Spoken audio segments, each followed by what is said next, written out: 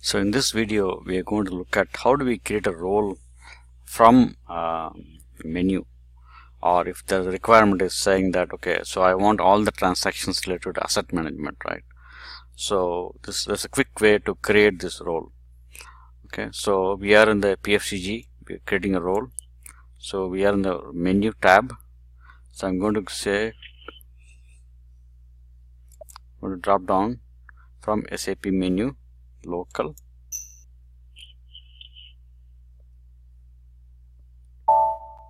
So here I can go to accounting, financial accounting,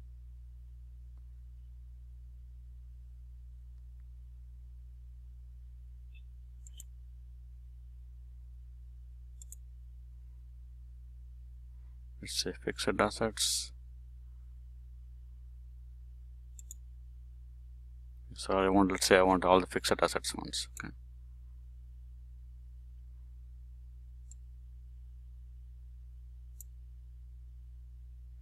The transfer.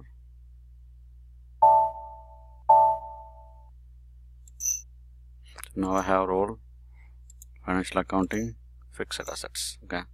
So let's say assets here. So I have all the transactions related to asset transactions. Okay. So let's say you don't want this. You just drag this and drop it on top. Okay. Now you can just basically delete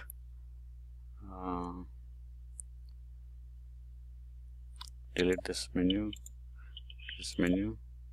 So now you have a role which has all the transactions related to asset master data, and then you have all the relevant reports also. Okay.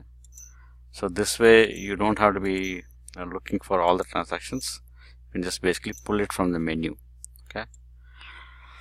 And then this, if let's say for example somebody also wants the transaction list, you can go to SUIM and pull the transaction list from this role. Thanks for watching the video. Please click on the link below to download the step-by-step guide. Thank you.